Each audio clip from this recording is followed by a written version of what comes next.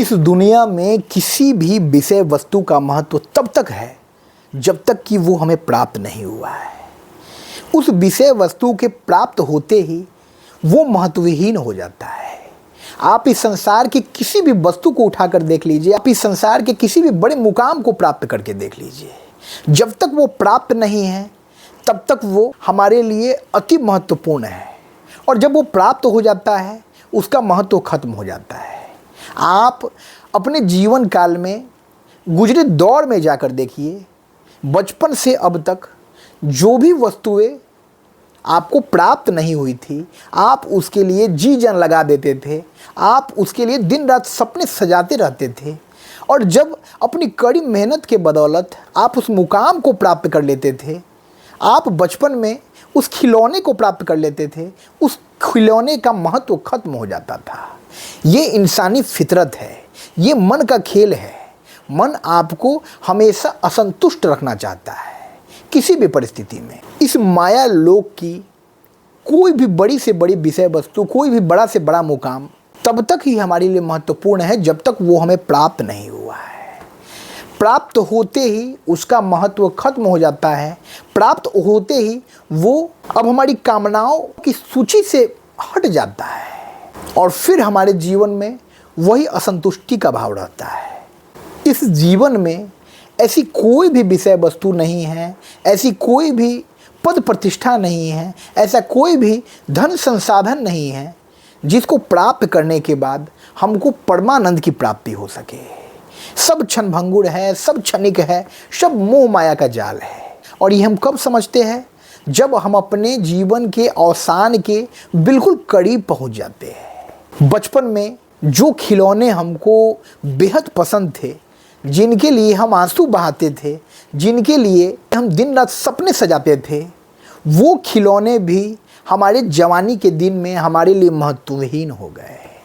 वो एक पड़ाव था जीवन का, और उस जीवन के दौर में वो बनावटी खिलौने ही हमको सब कुछ लगते थे। एक छोटा बच्चा खिलौना को जब प्राप्त कर लेता है तो उसकी आंखों में चमकती खुशी को देखिएगा, ऐसा महसूस होगा कि इस संसार की सबसे कीमती चीज़ उसने पा ली है। लेकिन ठीक इसके विपरीत जब वो युवा अवस्था में कदम रखता है, वही खिलौने उसके लिए व्यर्थ हो जाते हैं। अब उन खिलौनों का कोई मोल नहीं होता। अब नई लत होती है, नई दुनिया होती है, नया संसार होता है, और वो मोहब्बत के जाल में फंस जाता है। वो प्रेम की गलियों से होकर गुजरने लगता है, और उसको ऐसा लगता है कि उसकी प्रेमिका या उसका प्रेमी जो है वही सब कुछ है, और ये रिश्ता ही जो है सार्वभौमिक है। लेकिन एक वक्त आता है जब उसके लिए वे रिश्ते, वे लोग भी जो है महत्वहीन हो जाते हैं। अब उसको कैरियर बनाने की पड़ती है, वो अपने कैरियर पर ध्यान देता है, वो अपने जीवन में एक बड़े मुकाम को प्राप्त करना चाहता है। पीछे गुजरे दिनों में बहुत सी वस्तुएं जो उस वक्त उसके लिए महत्वपूर्ण थी, आज महत्वहीन हो गई है, और वो उसके विचारों में भी कभी नहीं आती है। यही जीवन का सत्य है।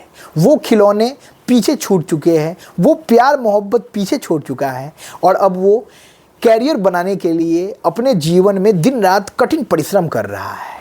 और उसको ऐसा लगता है कि जब मैं ये पद प्रतिष्ठा प्राप्त कर लूँगा, जब मैं ये मुकाम प्राप्त कर लूँगा, तो फिर अब मेरे जीवन में दूसरा कुछ प्राप्त करने के लिए नहीं होगा।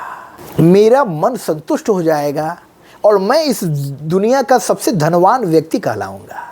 लेकिन ये उस व्यक्ति का भ्रम होता है, और फिर एक वक्त आता है जब वो उस बड़े मुकाम को प्राप्त कर लेता है, उस पद पर आसीन हो जाता है। लेकिन जब प्रौढ़ावस्था से वो वृद्धावस्था की ओर जाता है तो उसको एहसास होता है कि इस दुनिया की, इस माया लोक की जितनी भी विषय वस्तुएं हैं, जितने भी लक्ष्य मुकाम हैं, वो सब क्षणिक है, वो सब शाश्वत नहीं है, वो सब हमेशा के लिए नहीं है।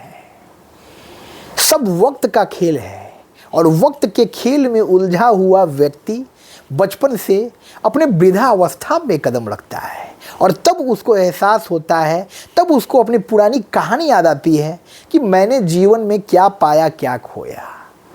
और उसको एहसास होता है कि उम्र का 50-60 वर्ष गुजर गया और मैंने अभी तक कुछ नहीं पाया है। जो वस्तु मुझको महत्वपूर्ण लगता था, उस वस्तु को प्राप्त करने के बाद उसका महत्व स्वतः खत्म हो गया। और आज मैं इस बात को समझ गया हूँ कि इस संसार की कोई भी भौतिक वस्तु मेरे इस मन को संतुष्टि प्रदान नहीं कर सकती है, मेरी इस आत्मा को परमानंद की प्राप्ति नहीं दिलवा सकती है। वो बस प्रभु के श्री चरण है, जिसका अनुराग मुझे परमानंद के दर्शन करा सकता है। और तब वो अपने जीवन के अवसान से कुछ वर्ष पूर्व ईश्वर में अनुराग लगाता है, ईश्वर की भक्ति करता है, लेकिन ताउम्र भौतिक प्रसाधनों के पीछे भागता फिरता है, जीवन के मुकामों को प्राप्त करने के लिए भागता फिरता है। यही जीवन का सत्य है दोस्तों। तो समय होते हमको जाग जाना है और जाग कर जीवन के वास्तविक लक्ष्य की ओर मुखातिब होना है। जीवन का वास्तविक लक्ष्य उस परम सत्ता परमेश्वर का स्नेह पाना ही है, जो शाश्वत है, जो हमेशा के लिए है। हम उससे अनुराग लगाएं, हम उसको प्राप्त करने की चेष्टा करें, तभी हमारी इस जीवन की सार्थकता है। न कि हम जीवन भर मोह माया के जाल में फंसे रहे।